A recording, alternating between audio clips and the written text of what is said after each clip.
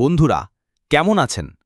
আজকের সকালটা ছিল শান্ত, কিন্তু এই শান্ত সকালই একজন সরকারি কর্মকর্তার জীবনের মোড় ঘুরিয়ে দিয়েছিল, আর তার সঙ্গে পাল্টে দিয়েছিল একটি জেলার সমস্ত চিত্র।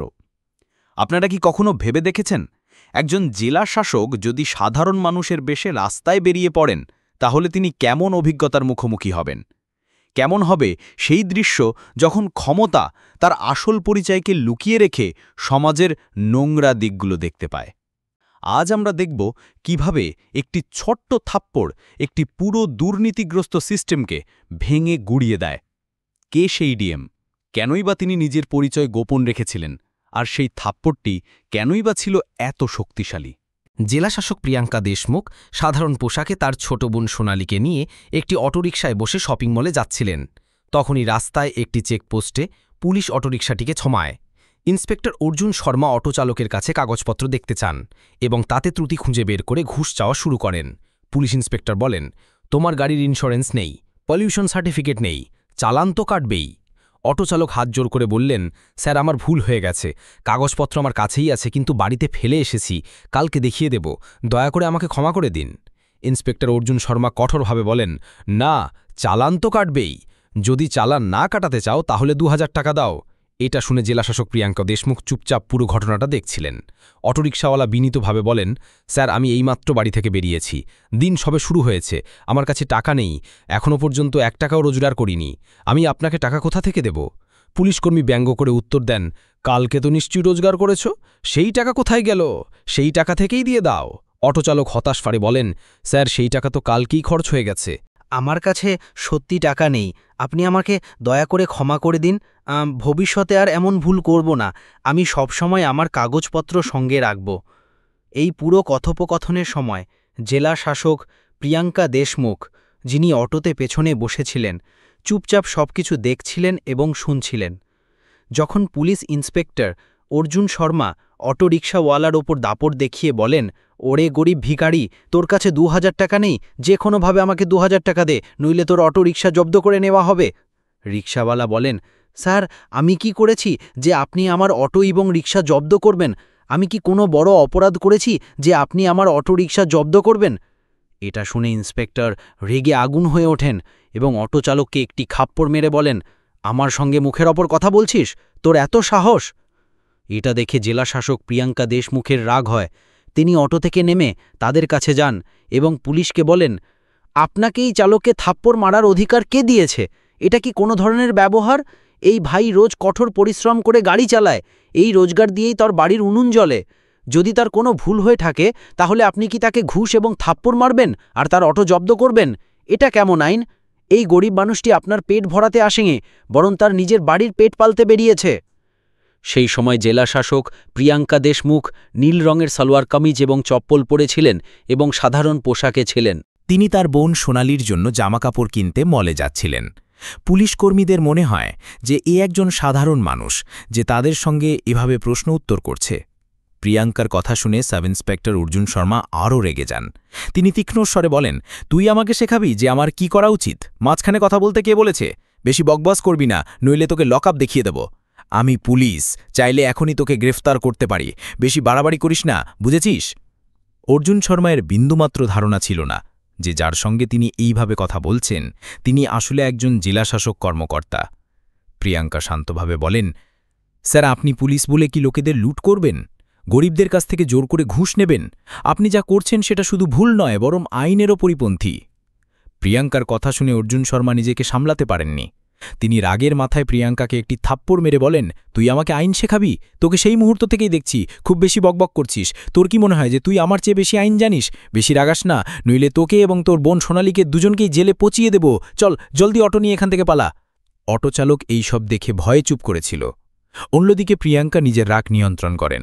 ইচ্ছাকৃতভাবে নিজের পরিচয় প্রকাশ করছিলেন না, কারণ তিনি দেখতে চেয়েছিলেন যে সাব ইন্সপেক্টর অর্জুন শর্মা কতটা নিচে নামতে পারেন। তারপর তিনি আবার অটোরিকশায় ওঠেন। কিছুক্ষণ পর অটো তাদের কাপড়ের মলের সামনে নামিয়ে দেয়। প্রিয়াঙ্কা তার বোন সোনালীকে ভিতরে নিয়ে গিয়ে তার জন্য সুন্দর সুন্দর জামা কাপড় কেনেন।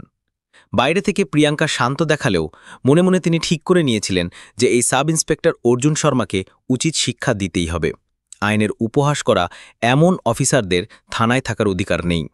মল থেকে ফেরার পর প্রিয়াঙ্কা ভেবে নেন যে কেননা থানায় গিয়ে সেখানকার পরিবেশ কেমন তা খতিয়ে দেখা যাক, কারণ অর্জুন শর্মা সেখানেই কাজ করে এবং যদি পুরো থানাই দুর্নীতিতে ডুবে থাকে তাহলে সিস্টেমকে ভেতর থেকে পরিষ্কার করা জরুরি। পরের দিন সকালে প্রিয়াঙ্কা নিজের আসল পরিচয় গোপন করে একজন সাধারণ মেয়ের বেশ ধারণ করেন। তিনি সবুজ রঙের সালোয়ার কামিজ পরেন এবং সোজা থানায় চলে যান। থানায় প্রবেশ করতেই তার চোখ সামনের চেয়ারে বসে থাকা ইন্সপেক্টর রতন সিংয়ের ওপর পড়ে। তিনি আরামে পাখা হাতে মোবাইল ফোনে কথা বলছিলেন। প্রিয়াঙ্কা সোজা তার কাছে গিয়ে বলেন, স্যার, আমাকে একটি রিপোর্ট লেখাতে হবে। প্রিয়াঙ্কা আরও কিছু বলার আগেই রতন সিং তাকে মাঝপথে থামিয়ে দেন। কার রিপোর্ট লেখাবি? তুই কি জানিস না এখানে রিপোর্ট লেখানোর ফি ৫,০০০ টাকা লাগে? টাকা এনেছিস কিনা? যদি টাকা থাকে তো বল, নইলে এক্ষুনি দূর হয়ে যা। এটা শুনে প্রিয়াঙ্কার চোখ রাগে লাল হয়ে যায়। তিনি অবাক হয়ে যান যে এই থানায় প্রকাশ্যে দুর্নীতি চলছে এবং জেলাশাসক কর্মকর্তা হওয়া সত্ত্বেও তিনি এতদিন এর বিন্দুমাত্র আঁচ পাননি।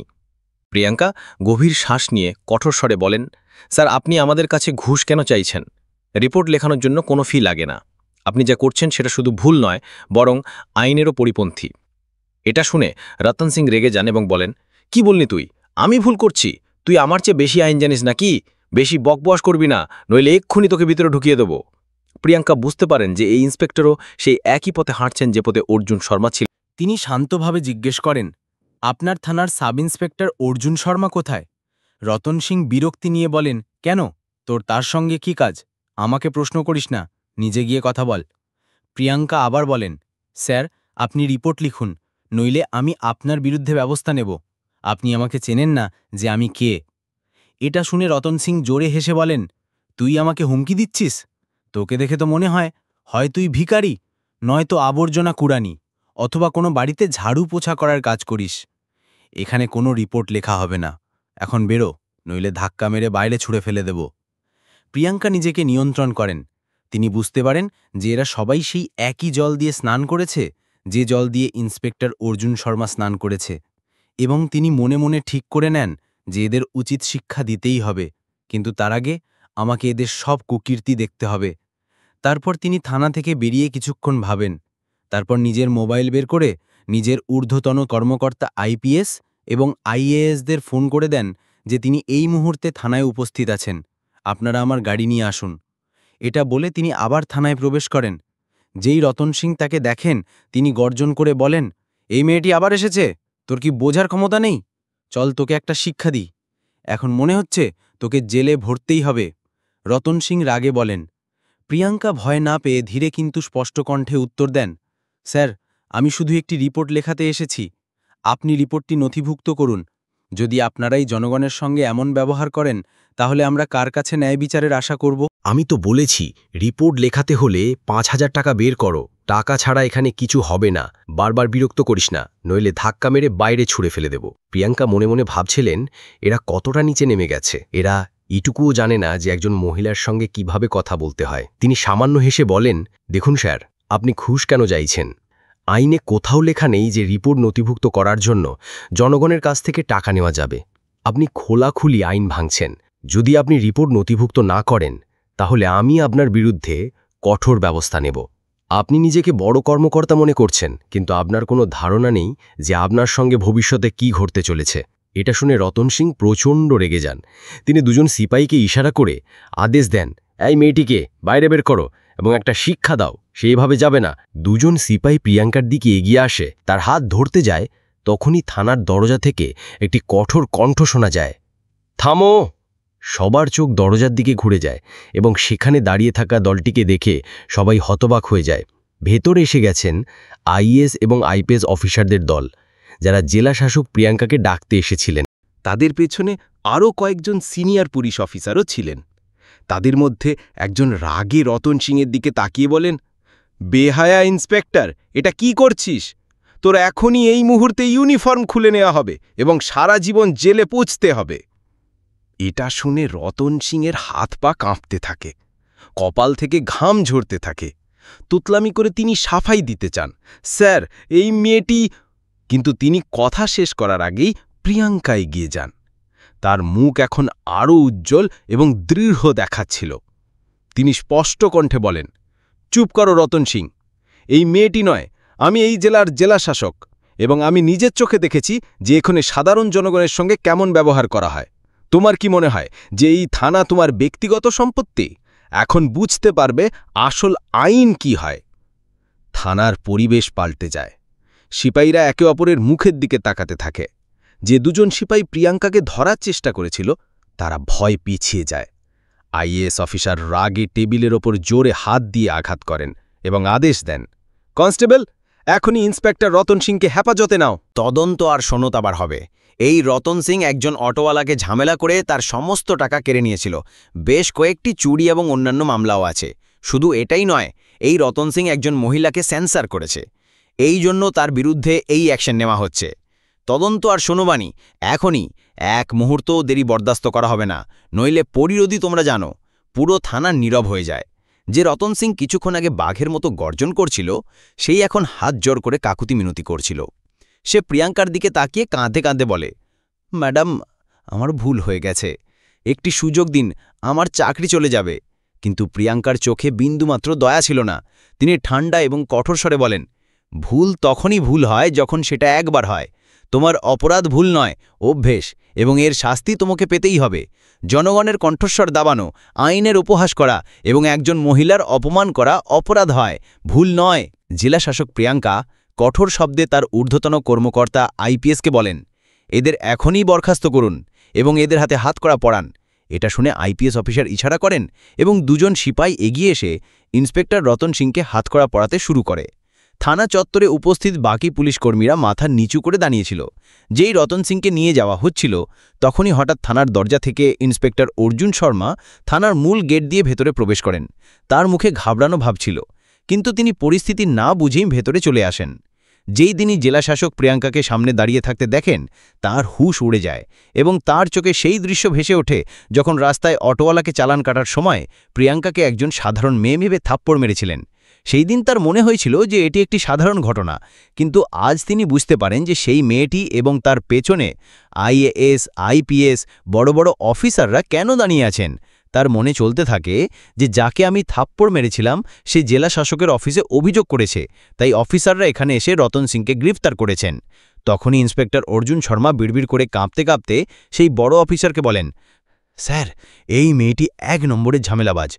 যখন আমি একটি অটোওয়ালার চালান কাটছিলাম, তখন এ আমার সঙ্গে বিবাদ করে এবং আমাকে থাপ্পড় মারতে শুরু করে। তখন আমি একে কিছু খারাপ কথা বলি, তাই এ জেলাশাসক অফিসে গিয়ে অভিযোগ করেছে, যার কারণে আপনারা এখানে এসে রতন সিংকে গ্রেফতার করেছেন। বরং আপনাদের এই মেয়েটিকে গ্রেপ্তার করা উচিত ছিল। এই কথা শুনে পুরো থানায় নীরবতা নেমে আসে, যেন কিছু বড় ঘটতে চলেছে। তখনই আইপিএস অফিসার রাগে অর্জুন শর্মার গালে একের পর এক থাপ্পড় মারেন এবং কঠোর কণ্ঠে বলেন, ইন্সপেক্টর অর্জুন শর্মা, তুমি সীমা অতিক্রম করছো। তুমি যার সম্পর্কে বলছো, তুমি জানো না যে এই মহিলাকে? এই কথা শুনে ইন্সপেক্টর অর্জুন শর্মার যেন হার্ট অ্যাটাক হয়। তিনি কাঁপতে কাঁপতে এবং খুব ভয় পেয়ে বলেন, স্যার, আপনি কি বলছেন? এই ম্যাডাম আসলে কে? আইপিএস অফিসার কিছু বলতে চাওয়ার আগেই জেলাশাসক প্রিয়াঙ্কা তার দিকে সরাসরি ডাকান। তার চোখে সেই একই আগুন ছিল যা সেই দিন রাস্তায় থাপ্পড় খাওয়ার সময় চাপা পড়েছিল। জেলাশাসক প্রিয়াঙ্কা জোরে এবং গম্ভীর স্বরে বলেন, মনে আছে সেই থাপ্পড়? আজ সেই থাপ্পড়ই তোমার পুরো জীবনের উপর ভারী পড়তে চলেছে। ইন্সপেক্টর অর্জুন শর্মা, সেই দিন তুমি ভেবেছিলে যে একজন সাধারণ মেয়েকে নিচু দেখিয়ে তুমি জিতে গেছ, কিন্তু বাস্তবতা হলো যে সেই থাপ্পড় আমার আত্মাকে নয়, বরং তোমার পুরো সিস্টেমের নোংরামিকে উন্মোচন করে দিয়েছে। তুমি শুধু আমাকেই মারোনি, বরং সেই জনগণের কণ্ঠস্বরকে মেরেছ যারা তোমার কাছে ন্যায় বিচারের আশা করে। থানার ভিতরে এমন নীরবতা নেমে আসে যেন কেউ সবার কণ্ঠস্বরকে কেড়ে নিয়েছে। অর্জুন শর্মায়ের মুখ মুহূর্তের মধ্যে ফ্যাকাশে হয়ে যায়। ঠোঁট কাঁপছিল, কিন্তু কণ্ঠস্বর যেন গলাতেই আটকে গিয়েছিল। তখনই প্রিয়াঙ্কা গম্ভীরস্বরে বলেন, আজ আমি শুধু জেলাশাসক হয়ে আসিনি, বরং সেই সব মানুষের পক্ষ থেকে দাঁড়িয়েছি যাদের তোমার মতো অফিসাররা সব জায়গায় অপমান করে, সেটা রাস্তায় হোক, থানায় হোক বা অফিসে। তোমার মনে হয়েছিল যে ইউনিফর্ম পরলে নিজেকে ভগবান মনে করতে পারো, কিন্তু আজ তুমি জানতে পারবে যে আইন সবার জন্য সমান, পুলিশের জন্যেও। এইটুকু বলে প্রিয়াঙ্কার টেবিলের ওপর একটি জোরে থাপ্পড় মারেন। ভয়ে সবাই চমকে ওঠে এবং তিনি চিৎকার করে বলেন, কনস্টেবল, ইন্সপেক্টর অর্জুন শর্মাকে গ্রেপ্তার করো, ইউনিফর্ম খুলে নাও এবং বরখাস্ত করার রিপোর্ট এখনই তৈরি করো। আইপিএস অফিসার 1 সেকেন্ডও দেরি না করে ইশারা করেন।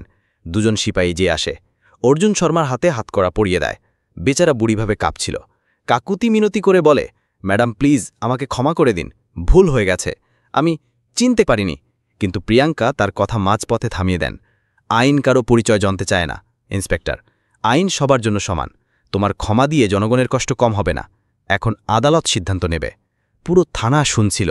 প্রথমবারের মতো সবার মাথায় এই কথা ঢুকে গিয়েছিল যে এখন এই জেলায় যে কেউ জনগণের উপর অত্যাচার করবে তার জায়গা শুধুমাত্র জেলের গারদের পেছনে। রতন সিং এবং অর্জুন শর্মাকে হাতকড়া পরিয়ে বাইরে আনা হলে বাইরে দাঁড়িয়ে থাকা ভিড়ে চাঞ্চল্য ছড়িয়ে পড়ে। লোকেরা একে অপরের সঙ্গে ফিসফিস করে কথা বলছিল। বিশ্বাসই হচ্ছিল না, জেলার দুজন বড় অফিসার আজ আইনের জালে আটকে আছে। আইপিএস অফিসার মিডিয়াকে স্পষ্ট বলেবেন, এখন থেকে এই জেলায় দাদাগিরি নয়, আইন চলবে। সে পুলিশ হোক, নেতা হোক বা সাধারণ মানুষ, যদি ভুল করে তবে শাস্তি পাবে। ভিড় হাততালি দেয়। কিছু লোক মোবাইল দিয়ে ভিডিও বানাচ্ছিল, যেন কোনো ঐতিহাসিক মুহূর্ত। সিপাহীরা দুজনকে জিপে বসিয়ে সোজা জেলে নিয়ে যায়। জেলের গেটে গাড়ি থামলে স্বয়ং জেলার বাইরে চলে আসেন। প্রিয়াঙ্কা ট্রুগামকে এসে বলে, এদের কয়েদি বানিয়ে দাও, আজ থেকে এরা অফিসার নয়, অপরাধী। তারপর দুজনের ইউনিফর্ম খুলে নেওয়া হয়। সাদা কয়েদির পোশাক পুড়িয়ে দেওয়া হয়। চেহারায় লজ্জা, রাগ, অনুশোচনা সবকিছু একসঙ্গে ফুটে উঠেছিল। লোহার গারদের পেছনে ঠেলে দেওয়া হলে রতন সিং কাঁদতে শুরু করেন। অর্জুন শর্মা বিড়বিড় করে, যদি সেদিন থাপ্পড়টা না মারতাম তাহলে হয়তো আজ এই দিনটা দেখতে হতো না।